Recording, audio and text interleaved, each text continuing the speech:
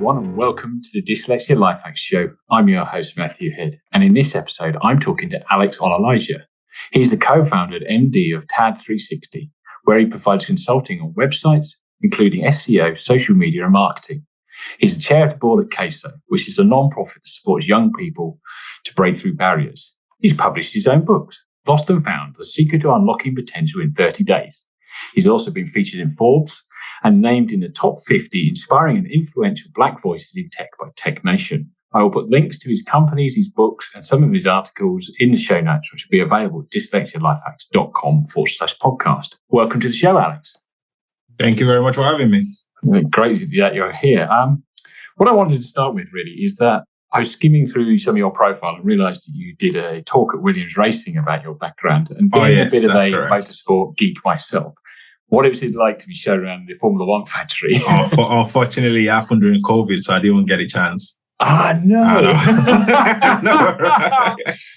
How unglamorous. I know, they reached out to me, they were like, oh yeah, I was like, yeah, Williams Racing, yeah, I'm going to go and see the car. And they go, oh, sorry, it's COVID. So you have to kind of just, do it remotely. I was like, great.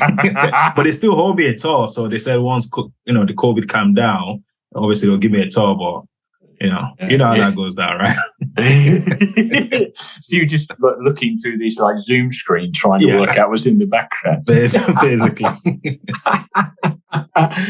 How did you find a company like that? How did they approach you, and what were they interested in hearing from you?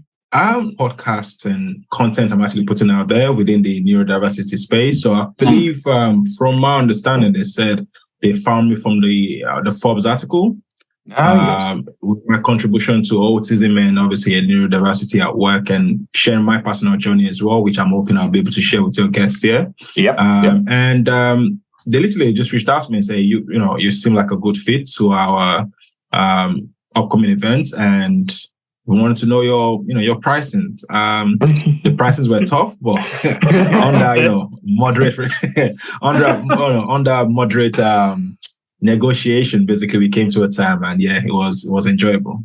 Yeah, that's good fun. So, talking about your neurodiverse background, at what time in life did you find out you were dyslexic? I've always had a feeling something wasn't right from a very young age. So I'll probably say, for example, my brother was reading from as little as probably 2 years old. Mm-hmm. Literally, I'm talking, he picks up newspaper, he reads it like a grown-up, with eloquent words and big, vocabularies. And I'm just like, yeah, great. Thanks for making me look so rubbish, right? It carried on like that for so long. I would probably remember some days where in the front of the class, I've been asked to, read out loud. And I kid you not, I cannot finish a sentence. It's literally like I'm stuck on just one word. Is like, especially even when they ask you to read things that has the TH at the end. So vets. And I'm just like, I hated Bible studies because of that, because they had a lot of those type of words. And I'm just like, I can't get past these words. So, to get back to the question, I've always had a feeling something wasn't right, but I just didn't know enough about it to even know how to even address it or manage it or anything of that nature. But everything actually came to light in my final year of uni, when I almost basically failed my degree level, entry level, which was pretty tough. Even in college days as well, it was mentioned that something is wrong. But in denial as well of, trying to be like, yeah, I did it myself, self-made and everything. I tried to turn a blind eye on it. I was like, wherever got me past college will definitely get me through university, and wherever get me through university will get me through in life. But the reality of it is you don't know what you don't know. And I had to basically be humble and just basically get off my pride of I can do it myself.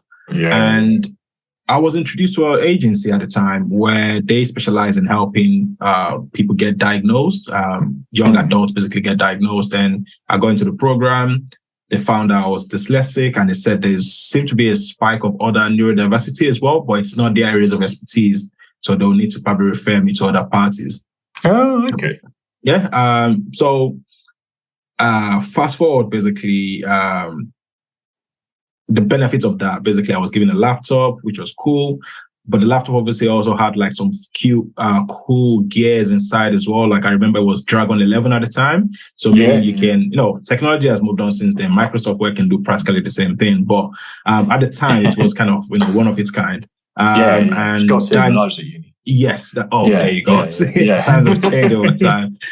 So from that, basically, I kind of managed to find myself around content writing and been able to articulate myself in documents. I also had people like, P professionals proofreading my content as well, or any of my, I say content a lot now because I'm a marketer. So you content, you mean basically dissertations, and exactly, reports, right? Absolutely. My assignments and assessments, and so they were helping me with articulating my words and concluding on my words, because one of the problems you have as a dyslexic is you're great at numerous ideas, but then when it comes to bringing it to conclusion, it's just almost like this, force that basically that just kind of gets in the way, and you just cannot bring everything back home. So basically, that was one of my biggest challenges. Like, I know what I'm talking about, but I can't explain it in a way that everybody can understand, because the way I understand it sounds like blah, blah, blah, blah, blah, blah, blah. You know what I mean? But to me, it sounds like, whoa, that is genius type of thing. So, but over time, I've learned to just know how to manage it. And with the help of, people like my partner, my assistants, my social media team, everyone basically is on board. They know he's full on dyslexic. Don't even ask him to spell his name, because sometimes he might get it wrong. So, but and that's kind of like led me to kind of just stick to my strength, really. And that's my journey finding out. So what were you studying at university at the time? So I was studying at the time Internet Communication and Network. Let's call it IT for the sake of simplicity. So it's IT, the non-fancy stuff. So a technical subject then, which probably suited some of your other skills of the sort of big picture thinking and be able to. Absolutely. I studied engineering, and I used to find that I could sort of visualize in my head how the materials were working. And I imagine, did you do a similar thing when you were kind of working out stuff? I actually did engineering as well in college. Oh, nice. Yeah. I actually, funny enough, got double distinction. I don't know how. Actually, at the blink of my teeth, I'm basically trying to pull my hair out.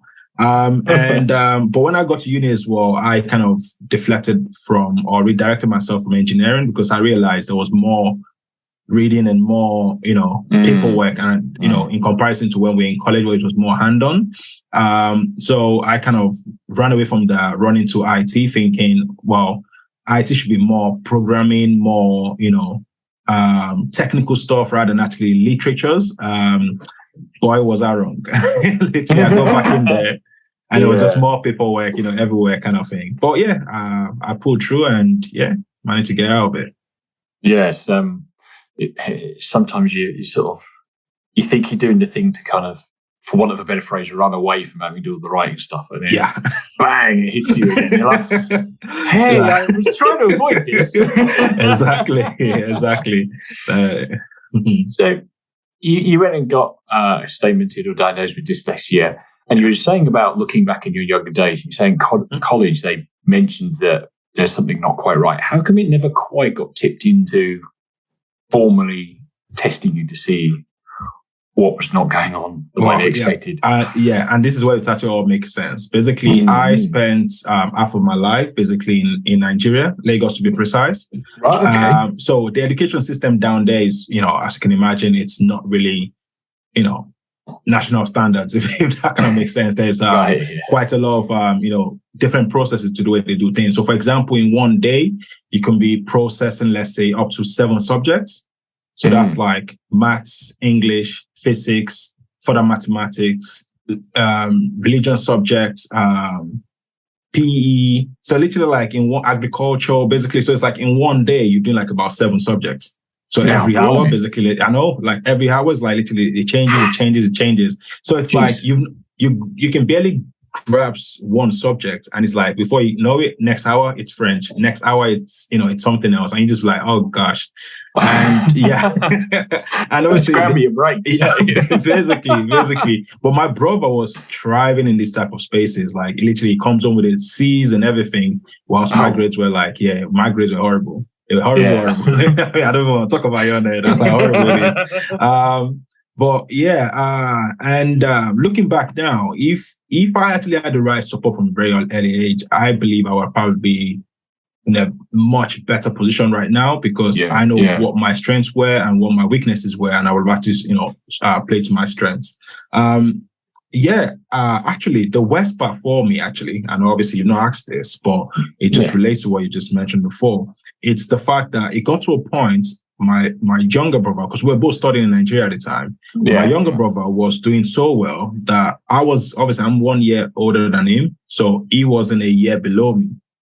But I was doing so rubbish in my year that I had to basically come to his year. Does that make sense? Oh, yeah. And then I got to his year, I still couldn't progress. I was okay in maths and physics, but when it comes to anything literature related, I was just rubbish. So that kept pulling me back. And it got to my year, basically, and then I got to his year, and I repeated his class. Yeah. If that kind of makes sense. Yeah, and then when I actually got to that stage, you would have thought, okay, maybe from that I would have picked up because of my brother and everything. Yeah. No, it was the wrong way around again. I was about to get demoted again from his class.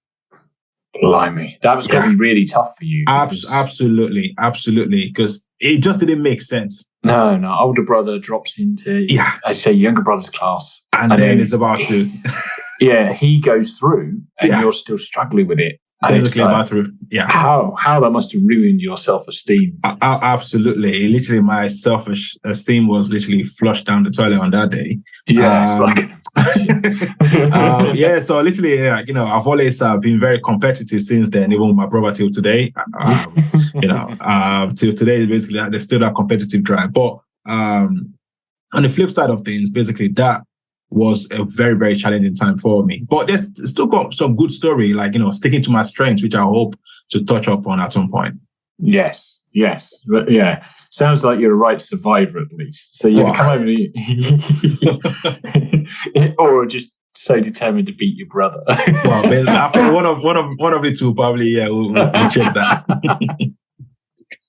So you come over to the UK, college, university, get statement with dyslexia.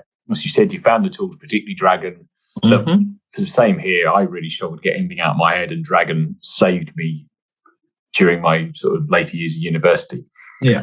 And you roll out, you seem to do a lot of developing businesses. Yeah. I get bored easily, which is why I think I've got some sort of other spectrum in me somewhere. I don't know if it's the entrepreneur side of me that is obviously causing that, or is the actual potential ADHD, which, it's still not diagnosed yet. So I can, it's not even something to be proud of sometimes, like knowing that you're broken, and it's just like, Did you ever have a kind of quote unquote regular job, or have you always tried entrepreneurship? That's another story, basically, and I'll try to make it very, very short. I don't know. I like long stories. Yeah. So you can carry on. Right. I'll probably elaborate a little bit. So, so after finishing uni, as you can imagine, obviously you have this. You have this fantasy world where, like, you feel like, yes, I'm gonna get my dream car, I'll get my dream home, I get my dream wife. You know what I mean? And that was kind of all the, like, I had all that fantasy in my head, like. Yeah. But then when I graduated, basically, I graduated in the peak of the recession recovery. So that would have been like 2008 was the recession. 2012 was most countries were actually, like, obviously trying to recover back. And at that time, basically, jobs were very difficult. Literally, people were losing their jobs, and even to acquire a new job was very tricky. And I didn't have industry experience either. Everything was kind of pretty much wherever you taught in school or in university, no hands-on experience. So that basically was an advantage in itself. And then you have the race is another thing, which obviously, quote unquote, some people obviously say it's not a problem around here, but the 1% margin is already kind of, closed. We already have someone of color around here, so we don't need more colors, if that makes sense. There's that element there. And obviously, and the last one basically is the fact that I'm also dyslexic. So it's like, so when I go there, I'm going like, okay, right, I'm dyslexic. I'm passionate about my job. I want to literally serve you for the rest of my life.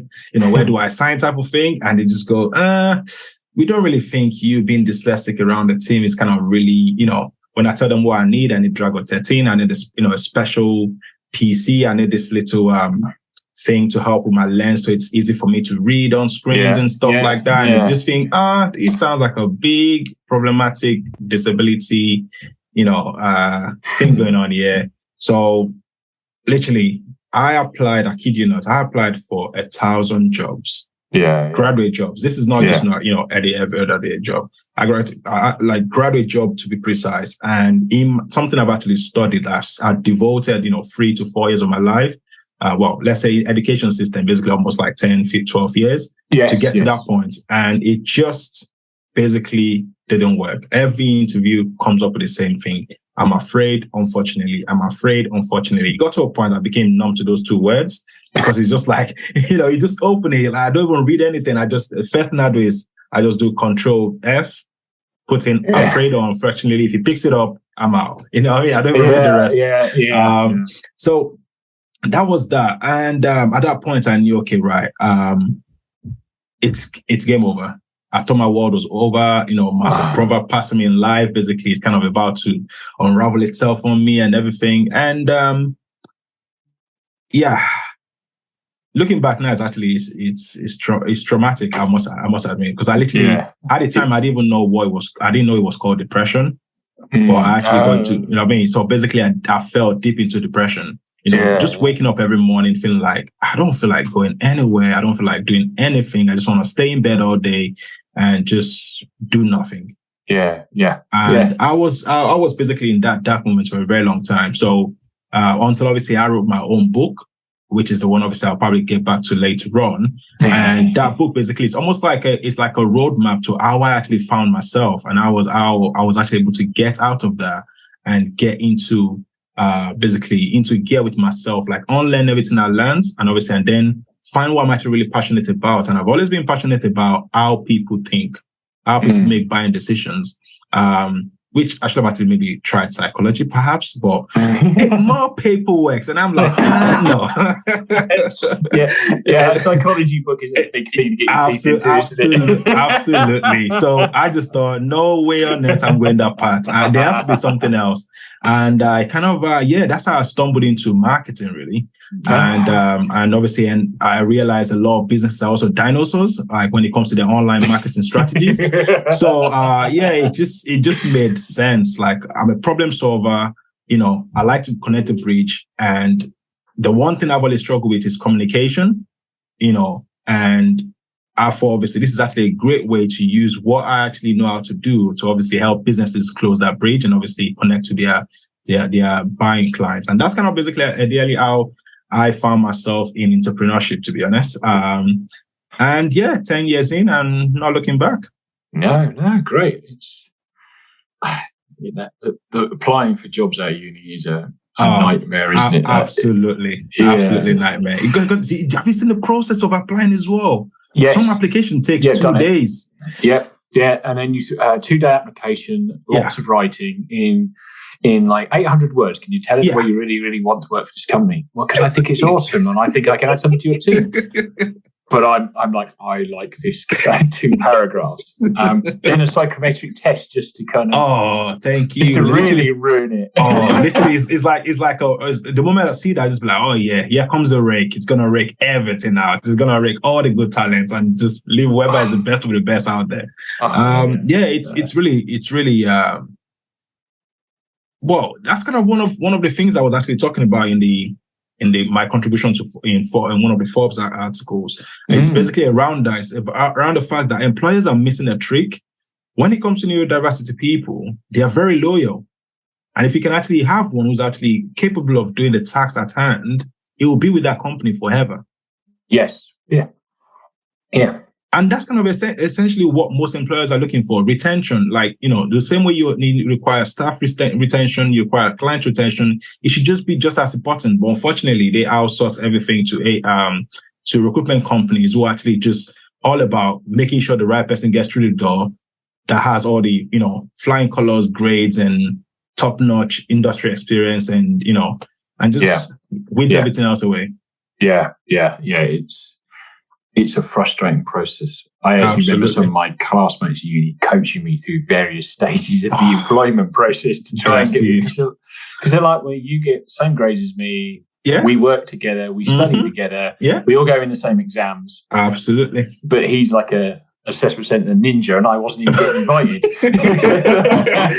You're not getting invited to the party. I need something to do. I'm definitely not going back to fixing lorries, Yeah, definitely not. So it's soul destroying. And, it's funny really that you're not the first person that I've spoken to on this podcast who gets in marketing. It seems to be an industry that's a right hub for dyslexic people. And absolutely. And I kind of wonder why, really. I'm sort of thinking the connecting all the dots, I guess. Mm-hmm. And particularly now with modern marketing, it's very, very visual. Mm-hmm. It must data-driven. Data-driven and visual. Must suit you really well, does it? Absolutely, because I don't need to read. I live and breathe analytics and data and making things make sense. Because clients basically, they look at it, they go, "What's that?" And I'm like, "Ooh, that looks like a venture." And it's just helping them connect that dot and obviously making everything make sense. And I guess obviously going back to your question, why are there more basically dyslexic people basically diving into marketing? It's mainly because it's creative. So most things are actually like more like visuals. So there's a pattern of visual there. Problem solving is another one. We see things in patterns. We can recognize patterns very quickly. Yes, and as a result, basically, we're able to pick up on things that people are not seeing, which obviously is an upper hand. It's a upper hand, should I say? Yeah. In some situations, because you're picking up on things that even your competitors don't pick up on. And that basically they'll go like, "What's innovative about you?" I'm like, "Me? Dyslexic thinking? That's innovative, well, it works for me anyway. I've closed a lot of deals based on just that little statements. But so just to get back to what you were saying before, so it's about creativity, problem solving, and the ability to actually understand things that don't make sense. Marketing don't make sense because people buying behavior is literally changing. Like, do you actually realize the human's attention span is actually currently around 3 seconds? Oh, I had heard something about this. Yeah. Yes, it's about the average TikTok. basically, even it's actually dropped below a goldfish. A goldfish is between 7 and 8 seconds. Yeah. Humans' attention span is actually dropped to 3 seconds. So it's like, what's going on? Very soon it's going to turn to like, milliseconds, and we all be like, literally, it's like decision, like anyways, all that fascinates me. It's like the way people process things. It is, and it's like I find myself doing it. It's like, put your mobile phone down. It's addictive. Yeah. Why is it back in my hand? Why am I scrolling blindly? And then you scroll back up and realize, how long have I been sat here? No, that's not a very great video. That's not a great video. That's not a great video. That's not a great video. Oh, I think the worst one are the cat videos. They trap you all day. Because they just do all this hilarious thing that just make you keep scrolling all day long. Yeah. So how do you get into that 3 seconds? That's got to be the thing. Is it making a splash that grabs somebody to stop them scrolling for a start?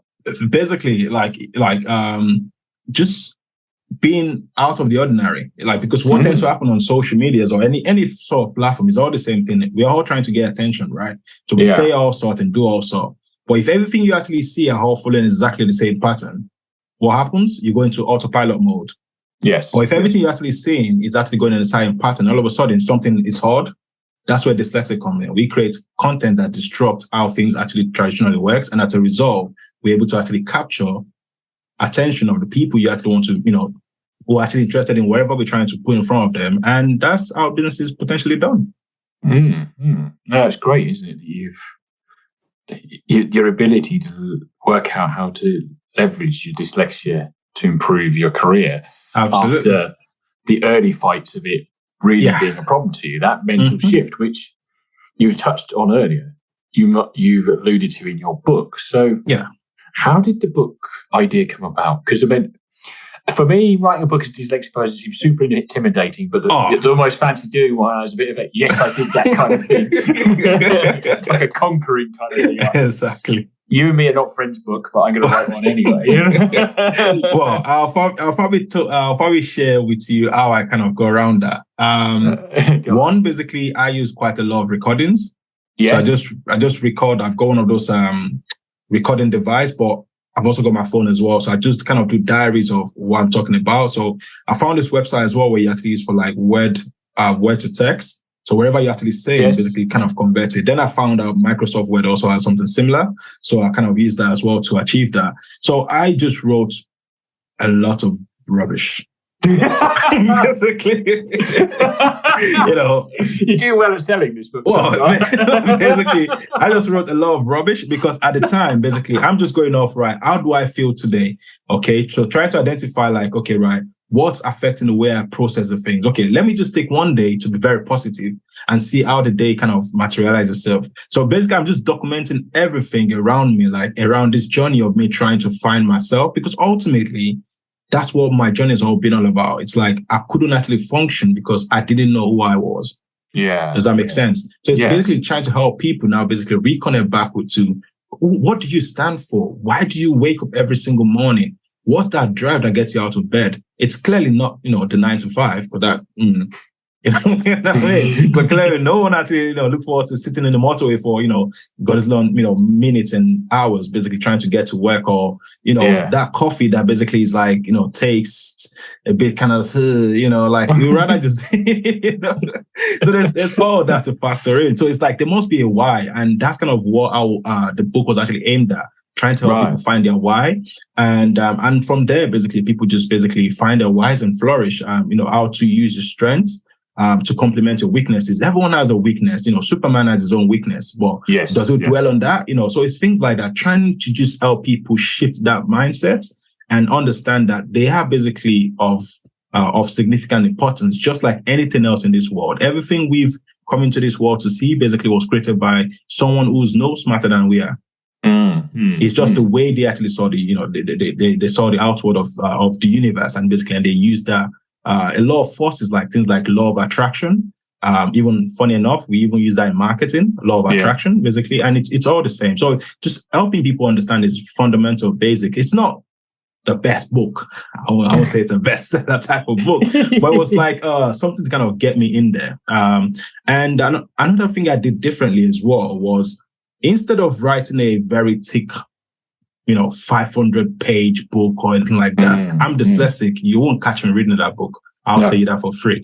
You don't catch me reading that book. So instead, I kind of made it like a short bite. I believe it's about 59 pages. Oh, okay. You can finish the book in 30 days. Yes. Someone has actually finished the book on a train journey from Manchester to London. So it is possible you can even finish it that sooner. It's not technical at all. It's just telling you very basic things and things you can apply literally like today. And ultimately, the book is also, potentially going to be available in audio as well. And it's going to be in series as well, a series of 7. So instead of you picking up a whole big 500-page book, you can actually pick and select the book that actually applies to the state that you're at in your life. Yeah. And that's kind of ideally how the book was basically channeled. And the aim is to actually help people who are also dyslexic to actually get partially into reading as well. Something that can actually, they say readers are leaders. So obviously trying to get more dyslexic people to be leaders type of thing in their own right. And that's ultimately how the book basically sprung up. Oh, nice. So did you write the book while you were working through your own depression and negative thoughts? So it's kind of almost therapy for you that you've stuck to a page. Absolutely. I ended up with quite a lot of pages that just got to a point just didn't make any sense. Right. Okay. That's what I mean by, like, obviously it was all rubbish. Not in the sense, obviously, not the quality of what's inside, but it's not the fact, obviously, nothing that actually made sense until my editor basically put everything together and say, oh, that connects to this and this connects to that. And I'm like, oh yeah, I agree with what you're saying, because at the end of the day, I cannot dispute the fact that they know what they're talking about. And ultimately, they were able to achieve the ultimate goal, which is get me a book that can actually put together a book that can that the reader can digest in less than 30 days. Oh no, that is really cool. And what sort of techniques were you using on yourself? Obviously, the book documents it. Yes. How you said you look back on it, realizing it was a episode of depression, but at the time you didn't, and you managed to pull yourself out of it without knowing what you dropped into. So what are the kind of catalysts that got you moving in a more positive direction, do you think? First of all, for me, it's you have to manage. One thing I've noticed about being neurodiverse, basically, is it's an energy thing. Okay, something that would take, let's say, an average neurotypical individual, right, to read in, let's say, in 1 hour. Okay, if you're dyslexic and you read that same content, you feel like it's taking you the whole day. Yeah. Do you kind of get where I'm coming from? It's exhausting. Yes. It is. So that's one of the things I actually picked up on very quick. I'm not tired. I'm exhausted because I'm dyslexic. Does that make sense? Yes. So it's changing. It's changing our understanding of our weaknesses. Superman is basically not weak because of the green stone or anything of that nature. Are you with me? Is Superman all day, every day until he comes across that? But does he dwell on that and keep that green stone in his pocket so he can actually be getting more tired or anything like that? No, of course he doesn't. Exactly. So that's exactly my point. So it's like what we are doing basically as dyslexics, in most cases I've found, is that we are kind of limiting our beliefs. Yes. So they say, you can't do this. And you just accept, yes, I can't do it because I'm dyslexic. It's not true. Yeah. If anything, dyslexic is actually an enabler. Enables you to actually do certain things that certain people can say. It's a view of the world from a different eyes or different lens type of thing. So I basically kind of start looking at a lot of things like that, bit by bit, and restructuring and reframing my understanding of the world around me and the standards that has been set by people before me. Yes. And now I'm actually now making a new standards. I'm making a new, a new beginning, a new me. It's like, new year, new me. People do this in January. Obviously, come February, they're kind of giving up on the goals. Ideally, for me, it was like, it was kind of like that kind of structure. So like basically like breaking down things that I do well, things that actually, did wrong, my highlight moments, my lowest moments, how did I overcome it, and trying to understand the relationship between good and bad, relationship between up and down. And it's just, understanding those pick and trust and everything. And it's just essentially basically how I kind of managed to kind of piece together a mind shift, I call it, that actually helped me kind of just stop thinking about what people say about me. That doesn't matter. What do I think about myself is more important than anything else. And that's kind of basically the ultimate answer to it. Yes, it's just had a guest on recently recorded with, and it's them words that probably we should, as dyslexic people, not be allowed to use. Because I'm dyslexic, because it's only most of the time you're only ever attaching them words to a negative trait or thought, isn't it? That is exactly what it is. It's about affirmations in the right direction. Yes. You know your disabilities, but don't dwell on it. Don't walk into a room and go, "Hey, everybody, I'm dyslexic. This is a dyslexic guy in the house. There's a big elephant in the room." You know what I mean? Don't be that guy, basically. And it's also like, think about it. We're just like, how are you able to learn things so quickly via images and video, for argument's sake? Yeah, because I'm dyslexic. But nobody ever says it like that. It's always absolutely the negative aspect of it. Oh, I can't pronounce this word because I'm dyslexic. I can't do this because I'm dyslexic. I'm like, come on, stop using this as a getaway card. It doesn't, it doesn't help. And it's just as your sort of analogy with kryptonite was great, really. Superman doesn't hang on to it. Yeah. But having this rock that you're walking around with because I'm dyslexic taped around the outside, it's not. It sort of slows everybody down. Absolutely. And as you've proven, directly you get rid of the stone, the kryptonite, the rock, whatever, and add it to you want to use. You start to thrive. Your business is growing. Your marketing is growing. you get yourself into places like Williams Racing, or virtually places like Williams Racing, which is no sort of mean feat. Yeah. So that's really cool. And you published a book, which must feel exciting for some. Well, I've got. Well, don't even get me started. I've got 4 more to do before the end of next year, so I'm not excited about that. You've given yourself some work to do there. Yeah. Well, can you tease us with how the other 4 are going to Yeah, look? so the other 4 basically is kind of mirroring my journey again. So the next one basically is around before you quit your 9 to 5. Mm-hmm. So the whole idea of being an entrepreneur, basically, people think it's what you see on Instagram, the Rolex, the nice cars and everything. But what they don't show is actually what actually goes on behind the scene. And that's kind of what I'm trying to take my readers on that journey, basically, to understand that, everything is all rosy, but there's also, there's a flip side to the coin. And that flip side to the coin is actually far more important. And I'll be able to, something I didn't actually do in the first book is I didn't actually relate the book to myself much. I detached myself from the book, which obviously has been one of the constructive criticism that I've actually taken on board. Before, when someone says something negative, I say, oh, it's a bad review or it's a bad feedback or anything like that. But now I call it constructive criticism. It's open for me to consider, but it's not necessarily.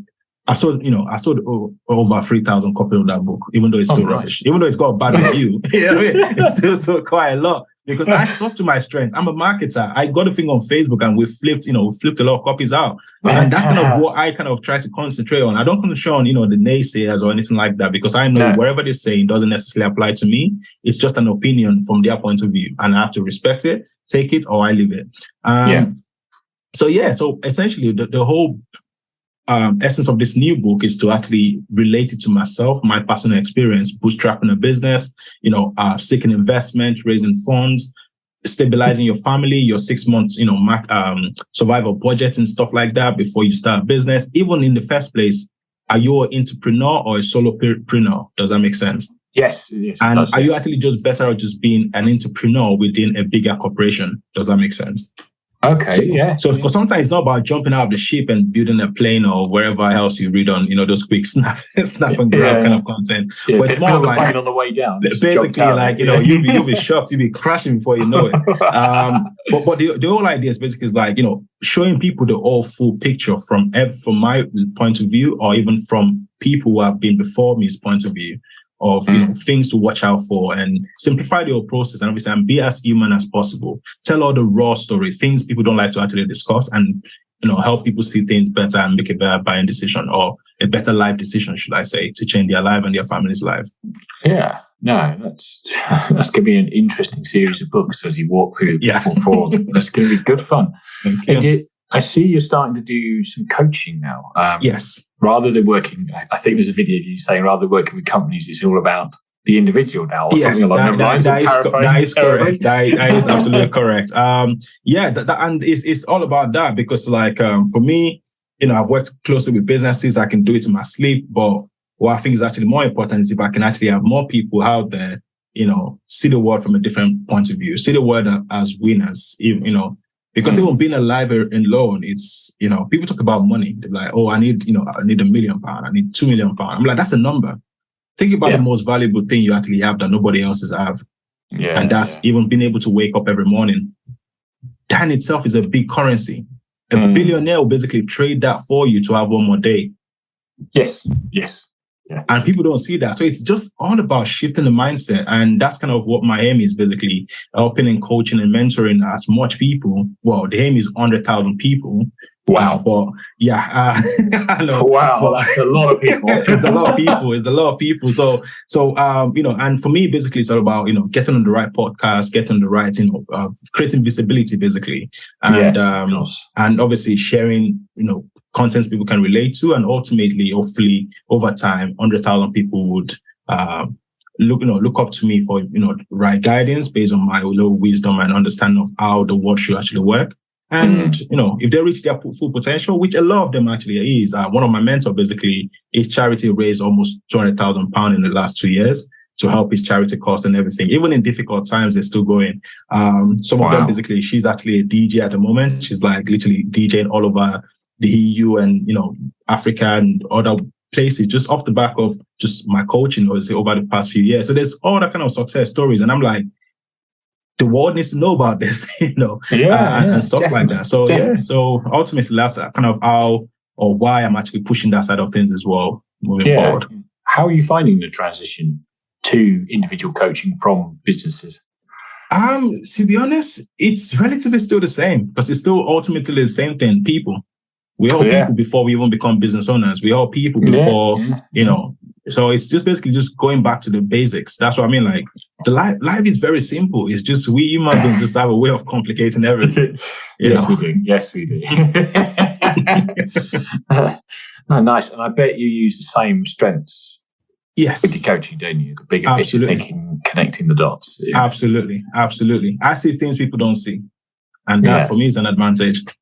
Yes, and it's an advantage for them if they're your clients as well eventually. Absolutely. I have to be that watchdog, someone that sees the things you don't see. And that's what they're paying for, essentially. And sometimes we all need that, don't we? We need somebody else to point out the things that we're completely missing. It's called a blind spot for a reason. It is indeed. Mm-hmm. So, you've turned things around. I'm sorry.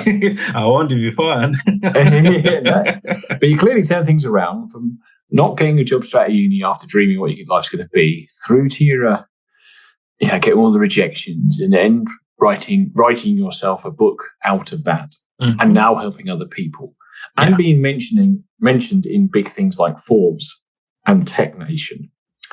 How does that feel to be in them sort of big publications after where you started post-university? Or even back in the days when you were being pumped down to your brother's class. It's a fair, I know. I wish I could actually turn around and find those teachers again. I'm like, oh, yeah, you were saying? Exactly. But to be honest, I still feel like I've only done 0.1% of what I'm actually here to do. Wow. In this life. Yeah. Okay.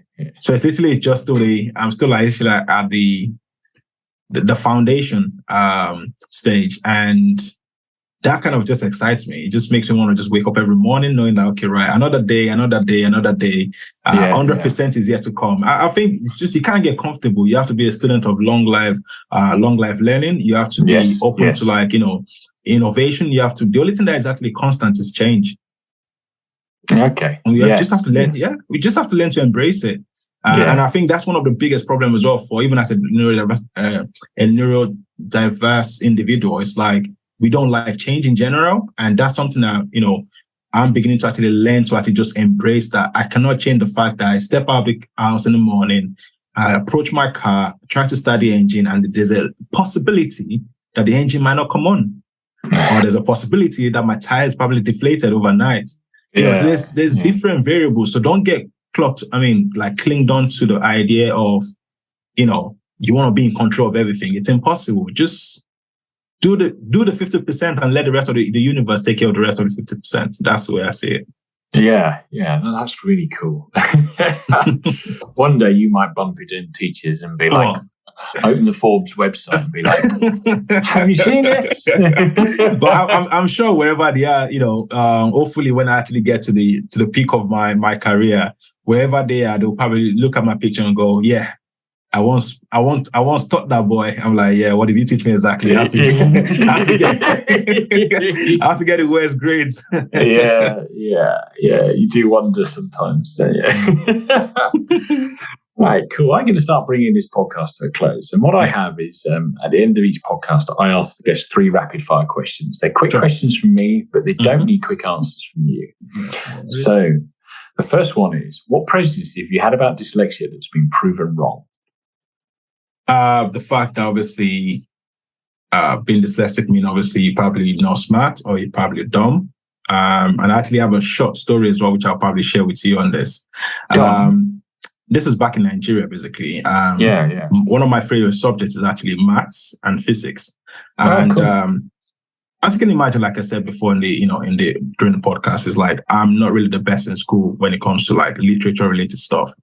But this particular day, basically, 200 students took this test. Okay, it's a 14 question maths test, and out of the 200, only 2 people got 13 out of 14. Oh, wow. Okay. So in my head, basically, I'm like, you know what? First of all, 2 people out of 200. I'm not there. I am not there. I will tell you that for free.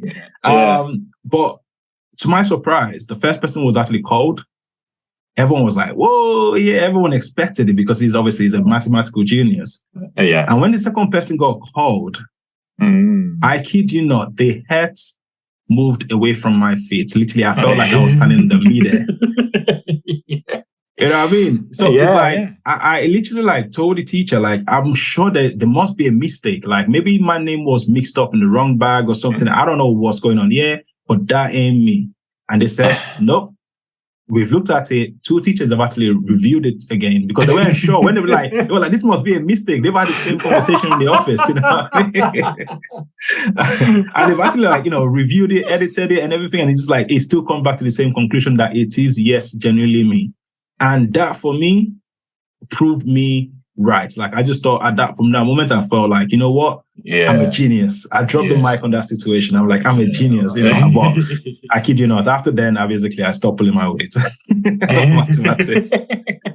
No, that's great. And I wonder if later on in life that kicked on little sort of catalyst in your brain somewhere. Absolutely. There are moments where obviously, like, you know, I give myself a bit of a kick in the back with that moment because, you know, you do come across some challenges where you feel like, oh, maybe they are right all along that I'm not smart. But then again, you remember that moment again and it just keeps you going. Yes, most definitely. Okay. The second question is, if an alien landed and you had to describe dyslexia to them, how would you do it? Google Gaga.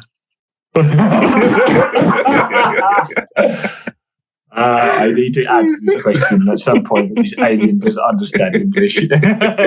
Exactly.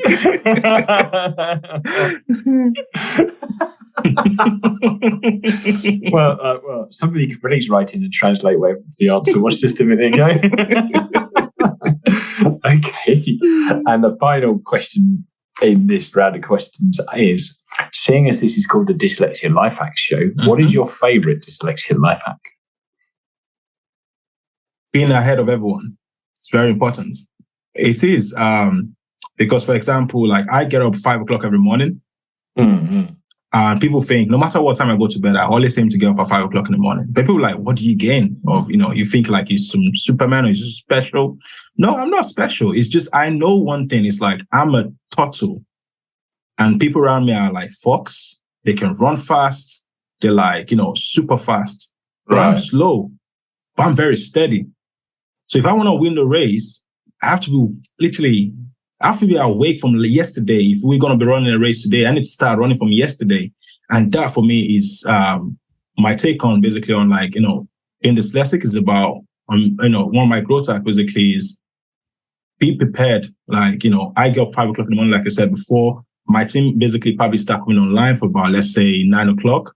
I've got literally like a good 4 hours advantage time to predict anything that they might probably have, to solve any problem they might probably obviously come across. And I just look like I'm always prepared. I'm not. I'm just physically I'm just sticking to my dyslexia strengths really. Yes, you've got after it and got ahead of it all. Absolutely. While everybody else is sleeping, you're already started the day. Absolutely. Time to go to bed out of interest then. Well, useless times, I would say. Sometimes like 2 o'clock in the morning. Oh dear, sleep deprived and caffeine fueled, right? Yeah. Cool. Well, before we sign off, where can people find you, and is there anything else you'd like to add? You can find me on my website, alexonalaja.com, which I'm probably sure will be in the description of your podcast. It will be. If you probably need digital marketing consulting advice, anything of that nature as well, you can reach me at tad360.com. That's Tango Alpha Delta 360.com. And and I'm available on most social platforms as We Are Successors. Just do hashtag We Are Successors. That should probably come up somewhere. And yeah, I'm an open book. Reach out to me. You know, there's no harm. I don't bite. You can take off that far. Okay. I might just leave it. Cool. Well, thank you, Alex, for taking the time to come on the show this evening. It's been really good fun chatting to you. My pleasure. My pleasure. I want to thank everybody else for listening, and I will see you guys in the next episode. Goodbye for now.